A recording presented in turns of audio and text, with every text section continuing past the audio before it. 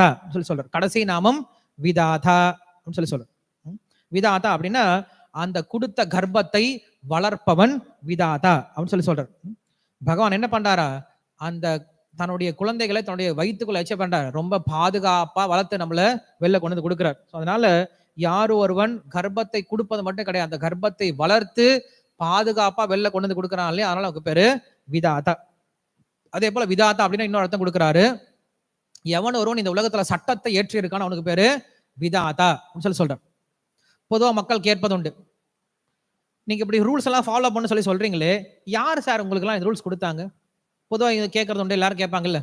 இப்போ வந்து நம்ம சொல்றோம் பெண்கள் இப்படி இருக்கணும், ஆண்கள் இப்படி இருக்கணும், குழந்தைகள் இப்படி இருக்கணும்னு சொன்னா உடனே அவன் எடுத்து நம்ம கொஸ்டின் கேட்கறான், யார் போட்ட ரூல்ஸ் இதெல்லாம், எதுக்கெல்லாம் இதெல்லாம் ஃபாலோ பண்ணும், இதெல்லாம் யார் போட்ட ரூல்ஸ் அப்படின்னு உடனே கேட்டுருவாங்க. நீங்க போய் இந்த ரூல்ஸ் கம்பெனியில் போய் கேட்க முடியாது. ஒரு கம்பெனியில் வேலைக்கு போறீங்க, காலைல 9 மணிக்கு வரணும், யார் போட்ட ரூல்ஸ் சார் இதெல்லாம், நான் என் கம்பெனி நான் இஷ்டம் தான் வருவேன், இஷ்டம் தான் போவேன் சொல்ல முடியாது. கம்பெனியில் ரூல்ஸ் யார் போடுறது, கம்பெனியோட ஓனர் தான் போடுவாங்க இல்லையா. அந்த கம்பெனி யார் ஃபார்ம் பண்ணியிருக்காங்களோ, யார் உங்களை ஹையர் பண்ணியிருக்காங்களோ அவங்க தான் போடுவாங்க. அதே போல் இந்த உலகத்தை யார் படைச்சானோ, நம்மளை யார் இந்த உலகத்தில் கொண்டு வந்து வச்சிருக்கானோ அவன் தான் ரூல்ஸ் போட்டிருக்கான். அதனால அவன் போட்ட ரூல்ஸ் என்ன பண்ண எல்லாருமே ஃபாலோ பண்ணி தான் ஆகணும். அங்கே போயிட்டு நான் யாரா ரூல்ஸ் போடுறது, ஏன் மை லைஃப் மை ரூல்ஸ், நிறைய பேர் சொல்றது இல்லை, மை லைஃப் மை ரூல்ஸ் பைக்குக்கு பின்னாடி எழுதியிருப்பாங்க மை லைஃப் மை ரூல்ஸ் அப்படின்ட்டு. போலீஸ்காரன் பிடிச்சான்னா பைக்கோட சேர்த்து உள்ள போட்டுருவான் இல்லையா. மை லைஃப் மை ரூல்ஸ் அவனை என்ன பண்ண தூக்கி உள்ள போட்டுருவான், செல்லுபடி ஆகாது. நிறைய பேர் தான் கேள்வி கேட்பாங்க, என் வாழ்க்கை நான் தான் ரூல் போடுவேன் அப்படின்னு சொல்லி சொல்றான். எங்கேயுமே நடக்காது இது. ஸ்கூல்ல போய் சொல்ல முடியுமா மை லைஃப் மை ரூல்ஸ், வெளில போனா அனுப்பிச்சு விட்டுருவாங்க. காலேஜில் போயும் சொல்ல முடியாது. வேலைக்கு போற இடத்துல மை லைஃப் மை ரூல்ஸ் அப்படின்னா நீ வீட்டில் போய் உன் ரூல்ஸை பார்த்துக்கோப்பா அனுப்பிச்சு விட்டுருவான். வீட்டில் போய் அம்மா கிட்ட சொல்ல முடியுமா my life my rules, dosa கட்டில அடிப்பாங்க போடா அப்படின்னு சொல்லிட்டு. வீட்டில் சமைச்சு கொடுக்க மாட்டாங்க, ஏமா சமைச்சு கொடுக்கல, மை லைஃப் மை ரூல்ஸ் போடா அப்படின்னு சொல்லிடுவாங்க. இப்படிதான் ஹஸ்பண்ட் ஒய்ஃப் எப்பயுமே அப்படி போக முடியாது. எல்லாரும் கண்டிப்பா ஏதாவது ஒரு ரூலை ஃபாலோ பண்ணி தான் ஆகணும், யாருமே ரூல்ஸ் இல்லாமல் இருக்க முடியாது. ஸோ அதுதான் இங்க சொல்றாரு, அப்ப நம்ம யாருடைய ரூல்ஸை ஃபாலோ பண்ணணும் அப்படின்னு தெரிஞ்சுக்கணும். கண்டவன் ரூல்ஸை ஃபாலோ பண்ணக்கூடாது. யார் நம்மளை படைச்சிருக்கானோ, யார் நம்மளை இங்க கொண்டு வந்து வச்சிருக்கானோ அவன் சொன்ன ரூல்ஸை ஃபாலோ பண்ணும். நம்ம மற்றவங்களுக்காக வாழக்கூடாது, நமக்காக வாழக்கூடாது இல்லையா. நமக்காக ஒருத்தர் இருக்கான் இல்லையா, அவன் சொல்றதா நம்ம ஃபாலோ பண்ணும். அதனால இங்க சொல்றாரு விதாதா அப்படின்னா யார் ஒருவன் இந்த மனித குலம் மட்டும் கிடையாது, இந்த உலகத்தில் இருக்க எல்லா உயிரினங்களும் இப்படித்தான் வாழ வேண்டும் அப்படின்ற நியதியை கொடுத்தவனுக்கு பேரு விதாதா சொல்லி சொல்றார். நீங்க உலகம் படைச்சதுல இருந்து எருவு மாடு எப்படிதான் இருக்கும், எருவு மாடு மாதிரிதான் இருக்கும். குரங்கு எப்படி இருக்கும், குரங்கு மாதிரிதான் இருக்கும். நாய் எப்படி இருக்கும், நாய் மாதிரிதான் இருக்கும். ஆனா மனுஷன் என்ன பண்ணிட்டு இருக்கான், மாறிக்கிட்டே இருக்கான். என்னைக்கு நீங்க எருவு மாடை பார்க்க முடியாது. எருவு மாடு பார்த்துட்டு நான் ரொம்ப கருப்பா இருக்கேன், I am feeling very bad, Fair and Lovely கொண்டு வாங்கப்பா அப்படின்னு சொல்லி உடம்பெல்லாம் பூசிட்டு ஃபேர் ஆகிறதுக்கு என்னையா முயற்சி பண்ணியிருக்கா, முயற்சி பண்ணாது. எவ்வளவுதான் மழை பெஞ்சாலும் அப்படியே மதம் நின்று தான் இருக்கும் இல்லையா. சத்தமே கூட போடாது, எருமாடு மாதிரி இருக்கும்னு சொல்லுவோம். காலங்காலமா எருமாடு தான் சொல்லிட்டு இருக்கும். ஏன்னா எருமாடு ஒரே மாதிரி தான் இருக்கும். ஏன்னா பகவான் போட்ட நியதி மாறவே மாறாது.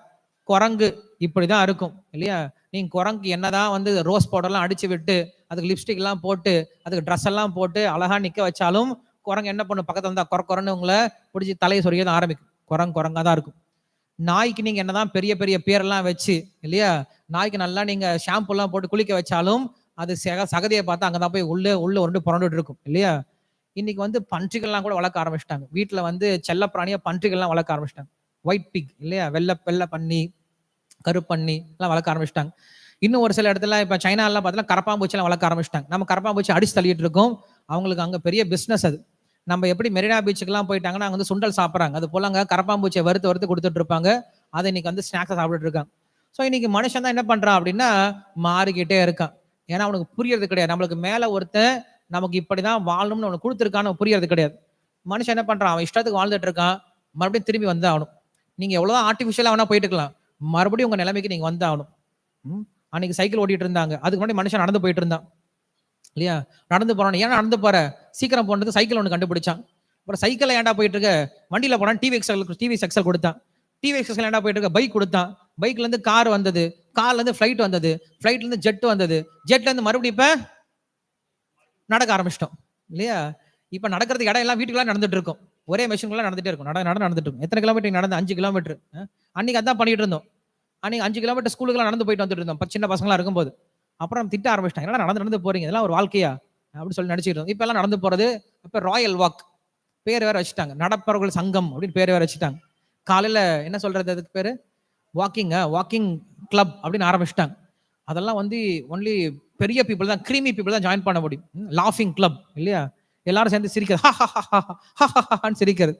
மக்களுக்கு சிரிப்பே வர மாட்டேங்குது இல்லையா? ஸோ இதெல்லாம் இன்னைக்கு கேட்கறதுக்கே நம்மளுக்கெல்லாம் பைத்தியக்காரத்தனமா இருக்கு. பைத்தியக்காரத்தனம் தான் இன்னைக்கு வந்து என்ன பண்ணிட்டாங்க, ரொம்ப பெரிய விஷயம் மாத்திட்டாங்க. ஆனா இன்னைக்கு பக்தி பண்றது உண்மையில இயற்கையான விஷயம். அந்த இயற்கையான விஷயத்தை எல்லாம் செயற்கையா பாக்குறாங்க இல்லையா? ஸோ அப்படி இங்க விதாதா அப்படின்னு நாமத்தை கொடுக்கிறார். அதே போல விதாதா அப்படின்னா நாம் செய்யக்கூடிய ஒவ்வொரு காரியத்துக்கும் பலனை கொடுக்கக்கூடியவர் விதாதா. நாம் செயலை செய்யணும் தூண்டுறாரு இல்லையா, அவனுக்கு பேரும் விதாதா அப்படின்னு சொல்றார். அதே போல உலகம் எல்லாத்தையும் தன்னுடைய தலையில வச்சு பாதுகாக்கக்கூடிய ஆதிசேஷனா இருக்கிறனால அவனுக்கு பேரு விதாதா அப்படின்னு சொல்றார். சோ கருடனால தூக்கப்பட்டுட்டு கருடனால சுமக்கப்படுறதுனால அவனுக்கு பேரு விதாதா அப்படின்னு சொல்றார். தாத்துருத்தமக அப்படின்னா பிரம்மனை காட்டிலும் உயர்ந்தவன் தாத்துருத்தமக. படைக்கப்பட்ட பிரம்மனை காட்டிலும் தான் உயர்ந்தவனா இருக்கிறதுனால அவனுக்கு பேரு தாத்துருத்தமக அப்படின்னு சொல்லிட்டு கடைசியா 45வது நாமத்தை